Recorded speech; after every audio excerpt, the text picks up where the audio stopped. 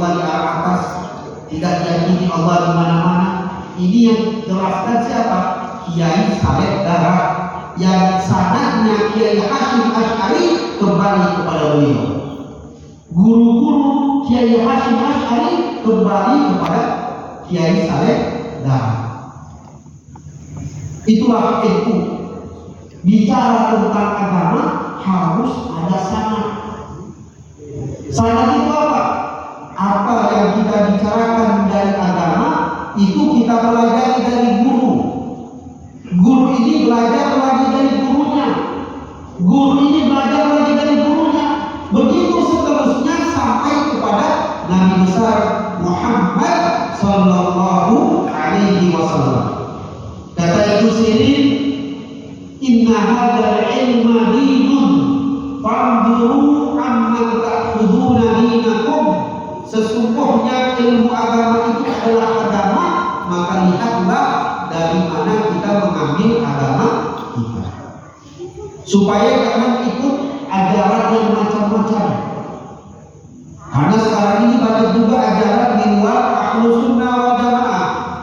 Kalau ada acara-acara seperti ini, acara-acara syuronan, ada kelompok yang bilang ini tidak boleh, bid'ah.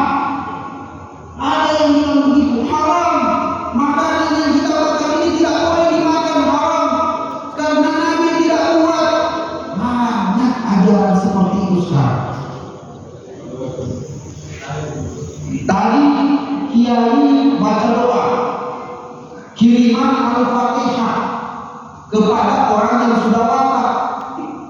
Al-Fatihah ila ruh, kepada para pendiri-pendiri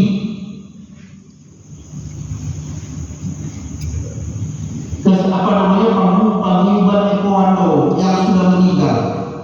Insya Allah Al-Fatihah itu menjadi seperti yang didoa tadi, menjadikan mereka mendapatkan nikmat kubur. Jadi orang yang masih hidup masih bisa bermanfaat bagi orang yang sudah wafat. Karena itu kalau di NU, anggota Nahdliyin itu bukan cuma yang masih hidup, yang sudah wafat pun masih anggota. Kenapa? Karena orang yang hidup masih ada hubungan sama orang yang sudah wafat. Begitu juga orang yang wafat, apakah masih bisa bermanfaat bagi orang yang masih hidup? Masih bisa bermanfaat orang yang wafat kepada orang yang masih hidup. Oleh karena itu kita punya adat istiadat di Jawa sering. Saya kalau ziarah ke makam Sunan Ampel itu sampai tidak 24 jam tidak sepi. Semua datang dengan bis-bis. Majelis taklim ini, pengajian ini, paguyuban ini datang ziarah ke makam Sunan Ampel. Jadi orang yang masih sudah meninggal masih bisa bermanfaat bagi orang yang masih hidup.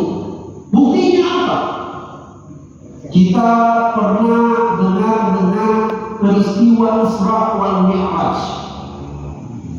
Di situ ada satu peristiwa penting di mana Nabi Musa alaihi salam menyarankan kepada Nabi Muhammad meminta kepada Allah keringanan sholat dari 60 waktu menjadi 5 waktu, sehingga Nabi Muhammad pergi ke tempat di mana dia bermunajat kepada Allah, meminta keringanan kepada Allah sampai sholat tersebut menjadi 5 waktu. Dalilnya di mana? Nabi Musa sudah meninggal ratusan tahun yang lalu.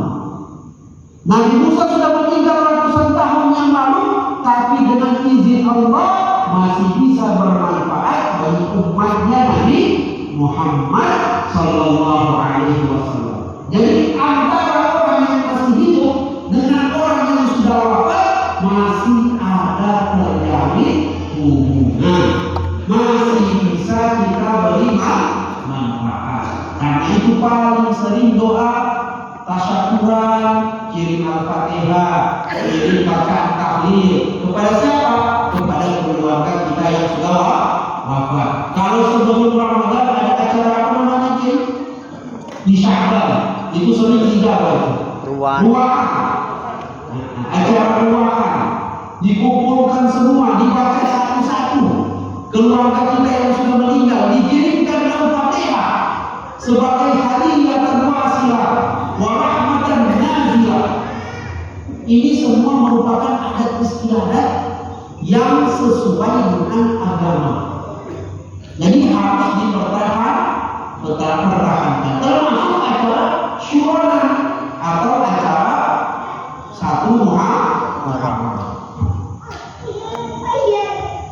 Salawat beserta salam kita aturkan kepada baginda Nabi besar Muhammad sallallahu alaihi wasallam, yang mana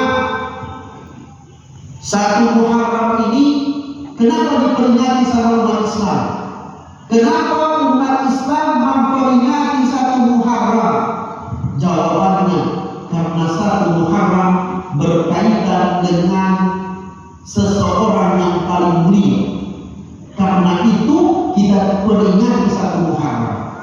Kenapa diperingati satu Muharram? Karena dia berkaitan dengan Nabi besar Muhammad sallallahu alaihi wasallam. Jadi semua yang berkaitan dengan Nabi Muhammad itu mulia. Hari kelahiran Nabi, hari Nabi di mana hijrah, di situ awal satu Muharram. Ya. Semua bekas-bekas Rasulullah semuanya ada barokahnya.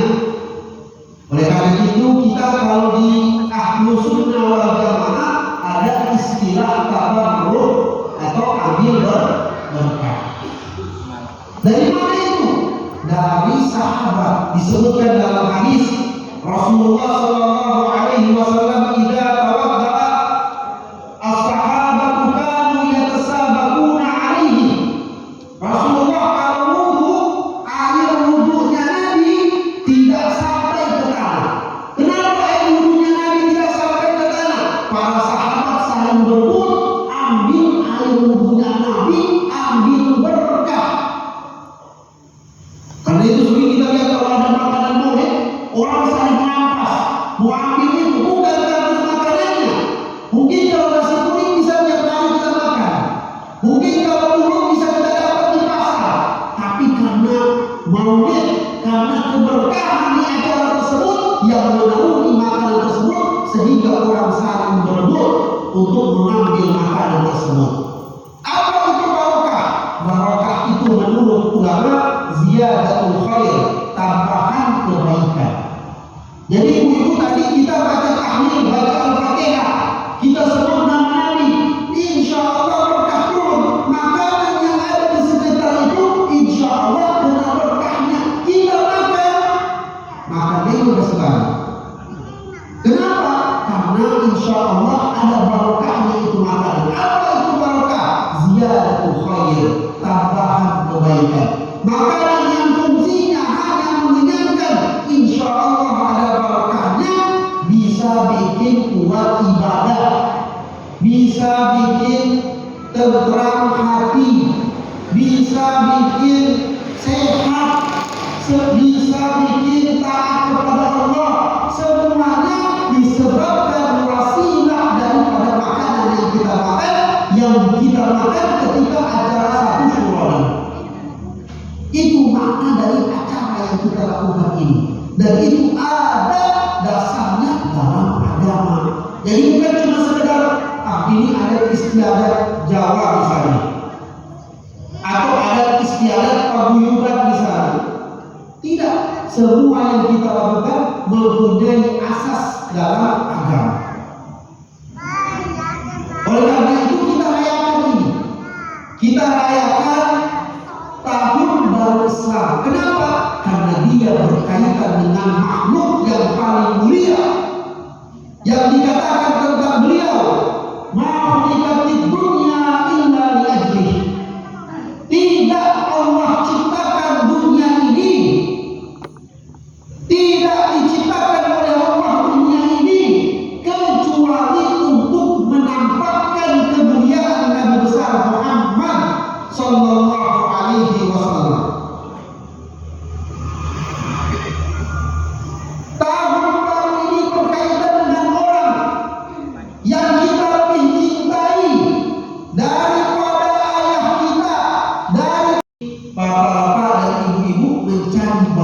barokahnya Nabi, mencari barokahnya Nabi. Semoga insya Allah hidupnya kita ini kita dapat barokah dari Rasulullah. Kita termasuk orang-orang yang dapat syafaat dari Nabi. Semoga Allah mudahkan kita punya urusan. Allah berkahi rezeki. Allah berikan kesehatan. Allah berikan ketentraman hidup. Bijadin Nabi alaihi salatu wassalam, dengan keberkahan Nabi besar Muhammad sallallahu alaihi wasallam. Para jamaah yang dirahmati Allah Subhanahu wa taala, berbicara tentang hijrah Nabi besar Muhammad sallallahu alaihi wasallam, ini hijrah, ini penetapan pertama tahun baru Islam itu di zaman siapa? Di zaman Sayyidina Umar bin Khattab. Dulu di zaman Nabi tidak ada istilah tahun baru agama, tahun baru Hijriah. Ya. Ada bulan Arab, ada Safar, ada Muharram, ada Rabiul Awwal, ada. Tapi belum dikenal dengan tahun baru Islam. Pertama kali yang mencetuskan tahun baru Islam adalah Sayyidina Umar bin Khattab. Di zaman beliau mendirikan atau memulai tahun baru Islam. Sahabat diskusi, ini dimulai dari mana ini? Tahun baru Islam ini dimulai dari kapan? Akhirnya para sahabat sepakat tahun baru Islam dimulai dari hijrahnya Nabi besar Muhammad sallallahu alaihi wasallam. Padahal Nabi waktu itu hijrah di bulan, bukan di bulan Muharram. Nabi hijrah di bulan Safar. Jadi Rasulullah memulai hijrahnya di bulan Safar sampai di Madinah di bulan Rabiul Awwal. Jadi walaupun seperti itu, tetap ditetapkanlah awal tahun baru Islam itu, di mana tahun Rasulullah itu hijrah, dimulai dari bulan Muharram. Dimulai daripada bulan Muharram. Kemudian hijrahnya Nabi ini sallallahu alaihi wasallam ini perlu kita perhatikan, bahwa hijrahnya Rasulullah bukan karena lari, bukan karena takut, bukan karena lari dari orang kafir, bukan. Hijrahnya Nabi karena perintah Allah. Kalau bicara berani, Rasulullah adalah asyja'un nas, orang yang paling berani. Disebutkan Sayyidina Ali bin Abi Thalib. Ini Sayyidina Ali bin Abi Thalib, menantu sekalian sepupunya Nabi. Beliau ini terkenal dengan apa? Terkenal dengan kuatnya beliau. Disebutkan tentang kekuatan Sayyidina Ali pada waktu peristiwa perang Khaybar. Sayyidina Ali bin Abi Thalib menjadikan pintu bentengnya Khaybar sebagai tameng dalam berperang. Jadi waktu perang yang dijadikan sama Sayyidina Ali itu tameng, pintu gerbangnya benteng. Setelah perang, ini benteng tadi ini, pintu benteng ini mau diangkat sama sahabat. Pertama 7 orang, tidak ada yang mampu. 10 orang, tidak ada yang mampu membawa atau mengangkat yang dibawa oleh Sayyidina Ali secara sendirian ini. Nanti lebih dari 10 orang baru bisa angkat itu pintu benteng. Itu terkenal kuatnya Sayyidina Ali bin Abi Thalib. Oleh karena itu, kalau di Malaysia ada minuman namanya tongkatan. Pada kuat, kalau ada minuman itu kuat namanya tongkatan. Ya, kalau di Malaysia, supaya untuk gratis kami yang harus minum tongkatan. Tapi tidak ada di Indonesia, di Malaysia. Sayyidina Ali terkenal dengan apa? Kekuatan beliau.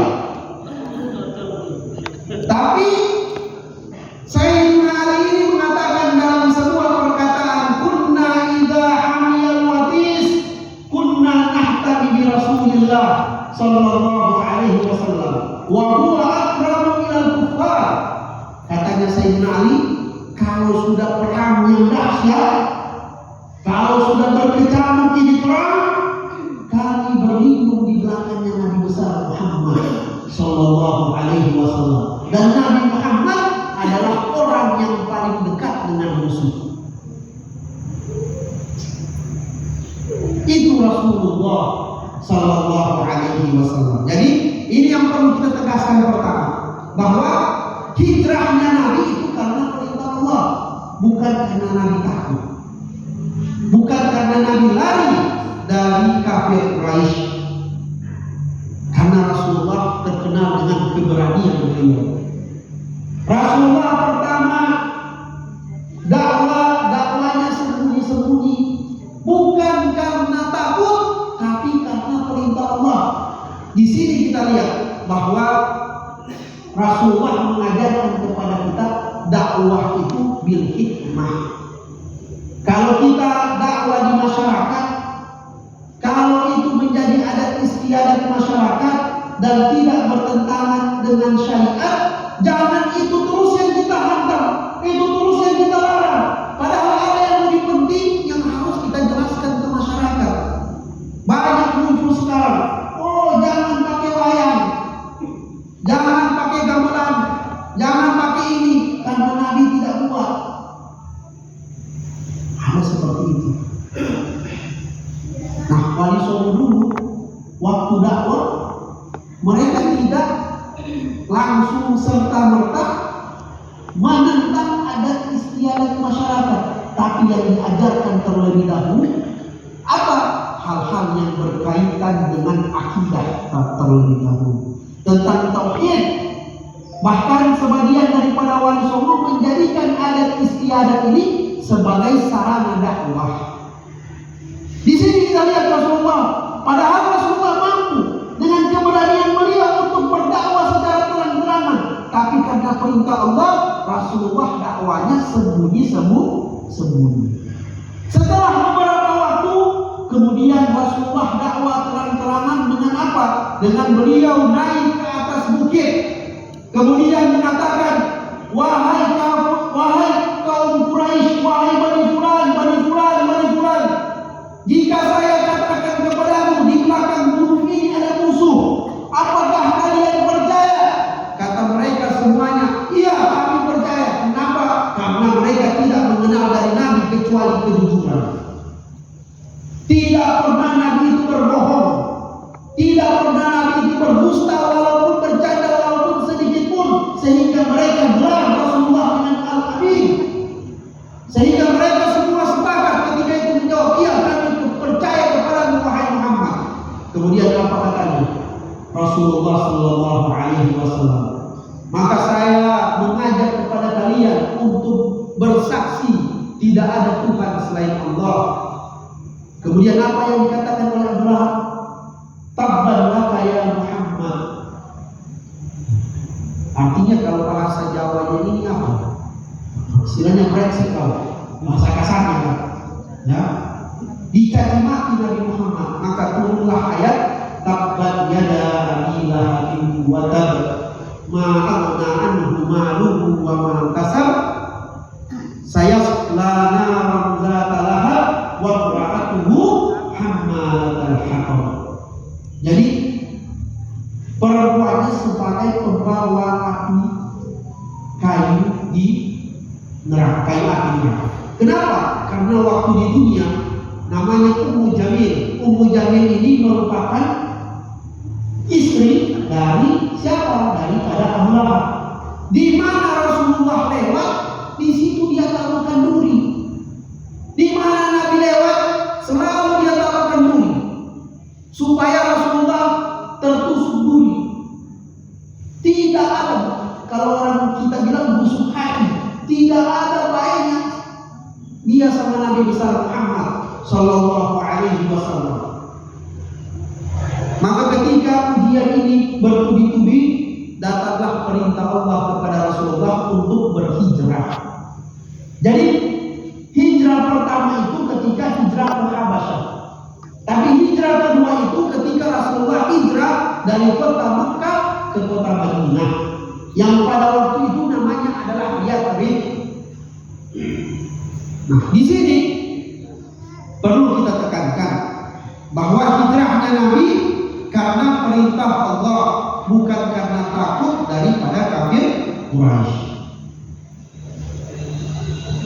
Dan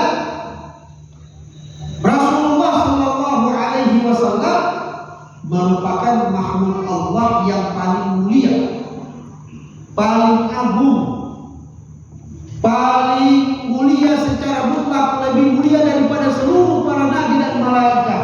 Tapi walaupun seperti itu, ujian Allah tetap datang kepadanya. Diuji sama Allah.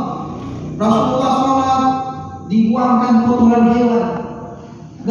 Nabi sementara sholat diambil kain, dicekik beliau, hampir mati kalau tidak karena Sayyidina Abu Bakar. Padahal ini makhluk Allah yang paling mulia.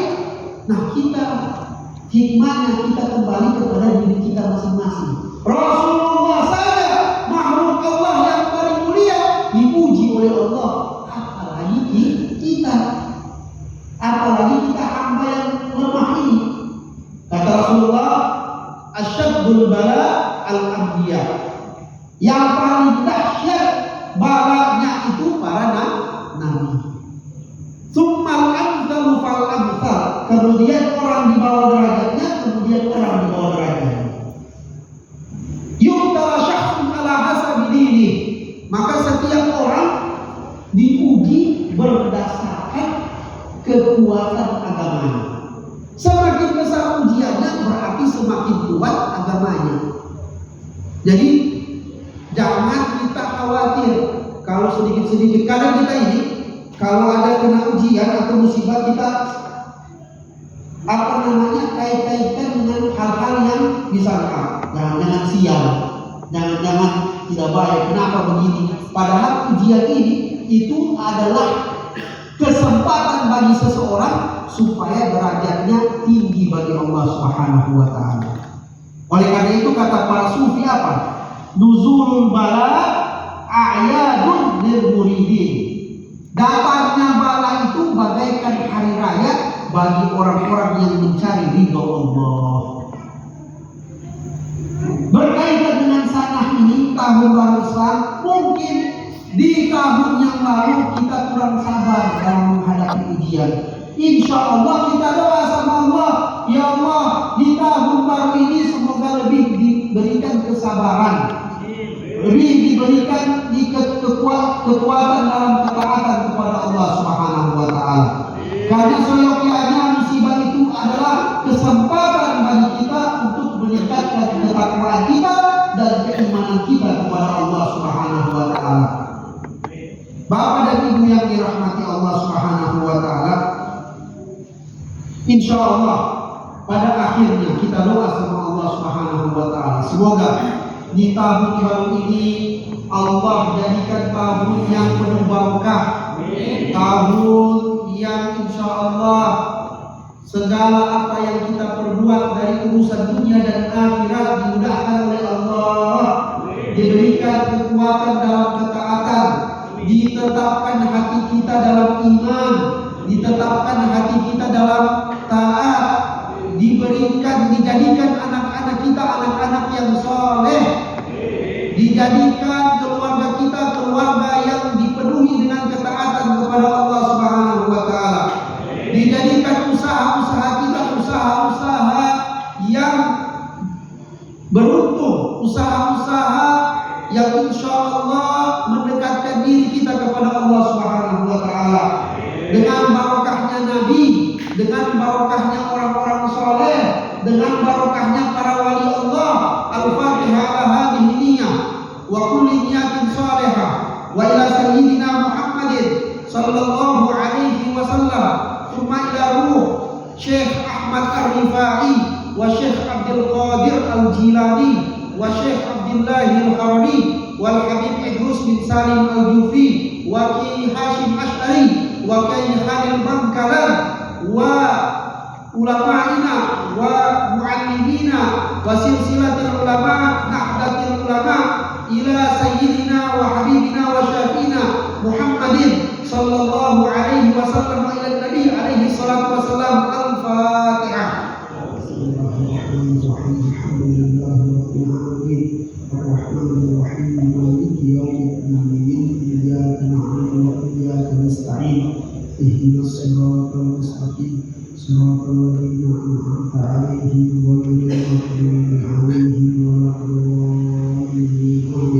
Bismillahirrahmanirrahim. Alhamdulillahirabbil alamin. Allahumma shalli ala sayyidina Muhammad. Allahumma inna natawajjahu ilaika binabiyyika nabiyyi rahmah ya Muhammad. Inna natawajjahu bika ila rabbina fi hajatina litufdhalana. Allahumma taqabbal minna du'aana wa sallallahu ala sayyidina Muhammad walhamdulillahirabbil alamin. Demikian yang dapat saya sampaikan, kurang lebihnya saya minta maaf. Wallahu musta'an, fastabiqul khairat. Assalamualaikum warahmatullahi wabarakatuh. Waalaikumsalam.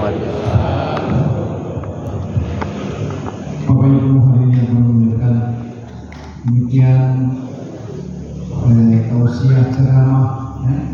Insyaallah tahun berikutnya siapa tahu diberikan kembali kepada karena cocok dengan kita ya. Nah, semua jemaah ya apa namanya seperti ini cocok sekali. Insyaallah kita diberikan manfaat. Hari yang demikian seluruh bagi kita ini. Mudah-mudahan apa yang kita lakukan ini mendapatkan ridha dari Allah Subhanahu wa taala. Akhirnya atas nama pembawa acara dan seluruh panitia menyampaikan terima kasih buat kami Bapak Ibu selamat sampai tujuan dalam lindungan Allah Subhanahu wa taala. Tentu malam ini pada hari kurang dan besar bila kami sesungguhnya kesempurnaan itu milik Allah. Terima kasih. Assalamualaikum warahmatullahi wabarakatuh. Waalaikumsalam warahmatullahi wabarakatuh.